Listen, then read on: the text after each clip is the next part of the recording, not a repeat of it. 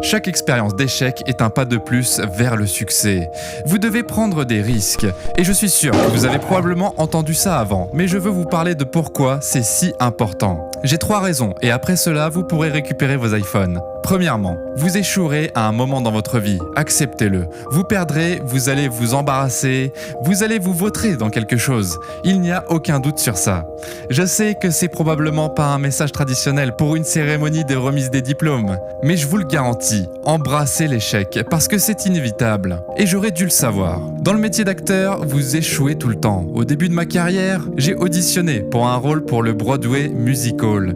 Rôle parfait pour moi, je pensais. Excepté le fait que je ne savais pas chanter. Je n'ai pas eu le rôle. Mais voici la chose. Je n'ai pas abandonné. Je ne suis pas tombé en arrière. Je suis sorti de là pour préparer la prochaine audition et l'audition suivante. J'ai prié et j'ai encore prié, mais j'ai continué d'échouer.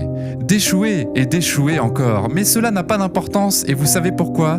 Comme le dit un bon vieux dicton, à force de traîner autour d'un salon de coiffure, tôt ou tard vous finirez par avoir une coupe de cheveux. Donc, j'ai pris mon mal en patience. L'année dernière, j'ai joué dans un film appelé Fences à Broadway et j'ai remporté le Tony Award. Et je n'ai pas eu à chanter en passant. Mais voici la petite histoire. C'était au Corps Theater. C'était au même théâtre où j'ai échoué à ma première audition 30 ans auparavant. Le point est que chaque diplômé présent aujourd'hui a la formation et le talent pour réussir. Mais auriez-vous le courage d'échouer ?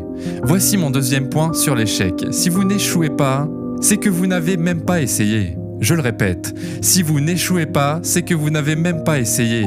Ma femme m'a dit cette grande expression. Pour obtenir quelque chose que tu n'as jamais eu, tu dois faire quelque chose que tu n'as jamais fait. Les Brown, un très grand orateur, a fait une analogie à ce sujet. Il a dit, imaginez que vous soyez sur votre lit de mort et debout, autour de votre lit de mort, il y a les fantômes qui représenteraient votre potentiel insatisfait. Les fantômes des idées que vous n'avez jamais mises en action. Les fantômes des talents que vous n'avez pas utilisés. Et ils se tiennent debout autour de votre lit en colère, déçus et mécontents. Ils diraient que nous sommes venus à toi parce que tu aurais pu nous amener à la vie. Et au lieu de cela, nous devons aller dans la tombe ensemble. Donc je vous demande aujourd'hui, combien de fantômes vont être autour de votre lit quand votre heure viendra ?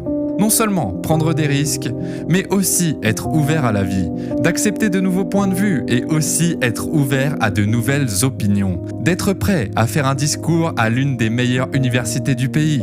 Même si vous avez peur, cela peut être effrayant, mais cela sera aussi enrichissant. Parce que les chances que vous prenez, les gens que vous rencontrez, les personnes que vous aimez, la foi que vous avez, c'est cela qui va vous définir.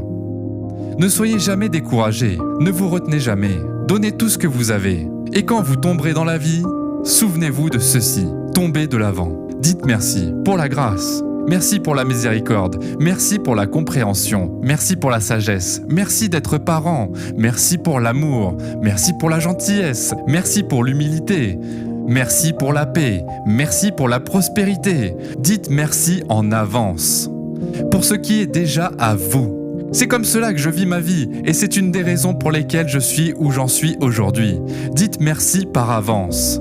Pour ce qui est déjà à vous, le vrai désir dans votre cœur, pour tout ce qui est bon, et la preuve que Dieu vous a envoyé à l'avance pour vous indiquer qu'il vous appartient déjà. Je vais le dire à nouveau. Le vrai désir dans votre cœur, cette chose qui vous démange, quoi que ce soit que vous voudriez faire, d'aider les autres pour votre accomplissement personnel ou simplement faire de l'argent.